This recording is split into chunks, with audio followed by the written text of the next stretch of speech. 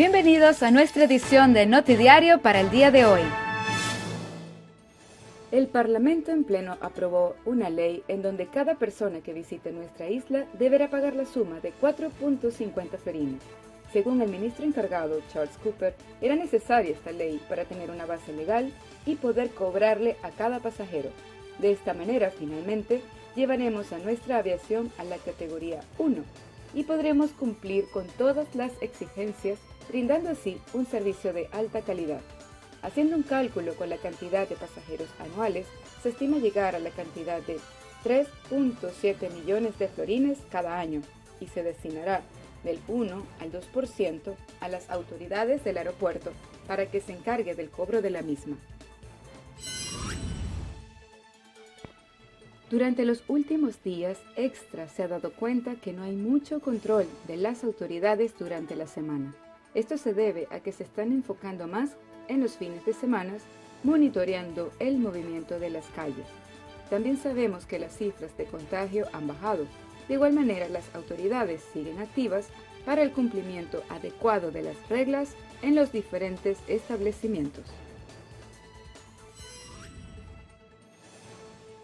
El gobierno ha decidido posponer la fecha de vacunación para los niños de 5 a 11 años de edad, que estaba pautada para comenzar este sábado 5 de febrero. El Departamento de Salud Juvenil, junto con el equipo de vacunación, dará más información a los padres debido a que se trata de nuestros hijos. El gobierno pronto compartirá más información y el nuevo esquema de vacunación.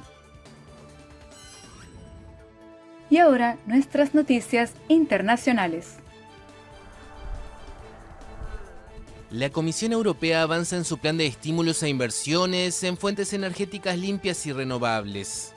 El documento aprobado el miércoles por el Colegio de Comisarios Europeos generó controversia porque incluye las centrales nucleares y de gas, un gesto que desencadenó de inmediato airadas reacciones. Ahora comenzará un largo proceso hasta su implementación plena, un camino que no se presenta fácil. El acto delegado de hoy puede ser imperfecto, pero es una solución real. Nos hace avanzar hacia nuestro objetivo final de la neutralidad del carbono. La iniciativa no fue bien recibida por entidades ambientales no gubernamentales y hasta algunos gobiernos de la propia Unión Europea.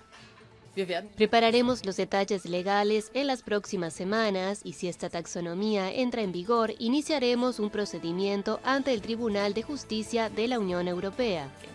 La inclusión de la energía nuclear y el gas en el proyecto era defendida por varios países encabezados por Francia, quienes alegan que las fuentes renovables como la solar o la eólica no permitirán cubrir las necesidades de electricidad en el bloque.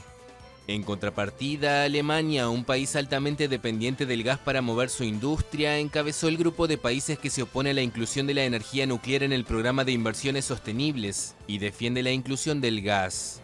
De esa forma, París y Berlín buscaban asegurar que matrices energéticas de importancia fundamental para sus economías estén contempladas en el proyecto.